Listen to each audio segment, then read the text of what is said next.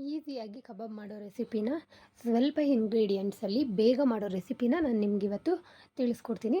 So first ವೀಡಿಯೋನ ಕ್ಲಿಯರಾಗಿ ನೋಡಿ. ಸೊ ನೀವು ವೀಡಿಯೋನ ಸ್ಕಿಪ್ ಮಾಡೋದ್ರಿಂದ ಕ್ಲಿಯರಾಗಿ ಗೊತ್ತಾಗಲ್ಲ. ಸೊ ಇಷ್ಟ ಆದಲ್ಲಿ ನಮ್ಮ ವೀಡಿಯೋಗೆ ಲೈಕ್ ಮಾಡಿ, ಸಬ್ಸ್ಕ್ರೈಬ್. ಸೊ ಇದಕ್ಕೆ ನಾನು ಒಂದು ಹಾಫ್ kg ಚಿಕನ್ ತೊಗೊಂಡಿದ್ದೀನಿ ಆ್ಯಂಡ್ ಸ್ವಲ್ಪ ಕರ್ಬೇವಿನ ಸೊಪ್ಪು, 1 ಮೊಟ್ಟೆ ಆ್ಯಂಡ್ ರುಚಿಗೆ ತಕ್ಕಷ್ಟು ಖಾರ. ಸೊ ಉಪ್ಪೇನು ಆ್ಯಡ್ ಮಾಡೋಕ್ಕೆ ಹೋಗಲ್ಲ. ಆ್ಯಂಡ್ ಒಂದು ತೇಜು ಚಿಕನ್ ಕಬಾಬ್ ಪೌಡರ್ ತೊಗೊಂಡಿದ್ದೀನಿ ಆ್ಯಂಡ್ 1 ಶುಂಠಿ ಬೆಳ್ಳುಳ್ಳಿ ಪೇಸ್ಟು. ಸೊ ಇಷ್ಟೆಲ್ಲ ಇಂಗ್ರೀಡಿಯೆಂಟ್ಸ್ ಹಾಕಿ ಯಾವ ಥರ ಕಲಿಸ್ಕೊಡೋದು ಅಂತ ನಾನು ವೀಡಿಯೋದಲ್ಲಿ ತಿಳಿಸ್ಕೊಡ್ತೀನಿ. ಸೊ ನೋಡ್ಬೋದು, 1 ಮೊಟ್ಟೆ ತೊಗೊಂಡಿದ್ದೀನಿ. ಇದನ್ನು ಇವಾಗ ನಾನು ಚೆನ್ನಾಗಿ ಡಿಪ್ ಮಾಡ್ತಾಯಿದ್ದೀನಿ. ಸೊ ಇದನ್ನು ನೀವು ಎಷ್ಟು ಚೆನ್ನಾಗಿ ಡಿಪ್ ಮಾಡಿಕೊಂಡ್ರೆ ಅಷ್ಟು ಚೆನ್ನಾಗಿರುತ್ತೆ ಫ್ಲೇವರು. ಸೊ ಇದನ್ನು ಕ್ಲೀನಾಗಿ ಡಿಪ್ ಮಾಡ್ಕೊಳ್ಬೇಕಾಗಿರುತ್ತೆ ಫಸ್ಟು.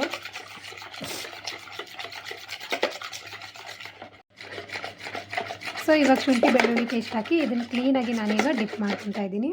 ಸೊ ಈಗ ಕಬಾಬ್ ಪೌಡ್ರ್ ಹಾಕ್ತಾಯಿದ್ದೀನಿ. 1 ಪ್ಯಾಕೆಟ್ ಪೂರ್ತಿ ಹಾಕ್ಬಿಡ್ತೀನಿ ನಾನು ಹಾಫ್ kg ಚಿಕನ್ಗೆ.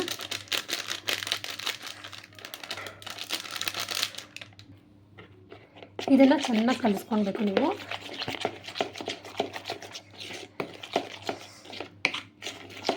ಅದು ಕಲರ್ ಚೇಂಜ್ ಆಗುತ್ತೆ. ಕಲರ್ ಚೇಂಜ್ ಆಗೋವರೆಗೂ ಚೆನ್ನಾಗಿ ಕಲಿಸ್ಕೊಬೇಕಾಗಿರುತ್ತೆ. ಇದಕ್ಕೆ ನಾನು 1 ಸ್ಪೂನ್ ಆಗೋಷ್ಟು ಖಾರ ಪುಡಿ, ಚಿಲ್ಲಿ ಪೌಡರ್ ಆ್ಯಡ್ ಮಾಡ್ತಾಯಿದ್ದೀನಿ. ಒಂದು ಹಾಫ್ ಸ್ಪೂನ್ ಹಾಕ್ಕೊತೀನಿ, 1 ಸ್ಪೂನ್ ಹಾಕಲ್ಲ, ಯಾಕಂದರೆ ಜಾಸ್ತಿ ಖಾರ ಆಗಿಬಿಡುತ್ತೆ. ಒಂದು ಹಾಫ್ ಸ್ಪೂನ್ ನಿಮ್ಗೆ ಎಷ್ಟು ಬೇಕೋ ಅಷ್ಟು ಆ್ಯಡ್ ಮಾಡ್ಕೊಳ್ಳಿ.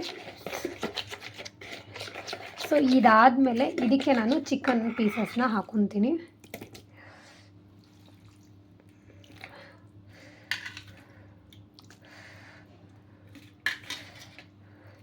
ಸೊ ಇದೆಲ್ಲ ಈಗ ಕಂಪ್ಲೀಟಾಗಿ ಪೇಸ್ಟ್ ಆಗೋ ಥರ ನೀವು ಕಲಿಸ್ಕೊಳ್ಬೇಕಾಗಿರುತ್ತೆ. ನೋಡ್ತಾ ಇರ್ಬೋದು ಯಾವ ಥರ ಎಲ್ಲ ಪೇಸ್ಟ್ ಆಗ್ತಿದೆ.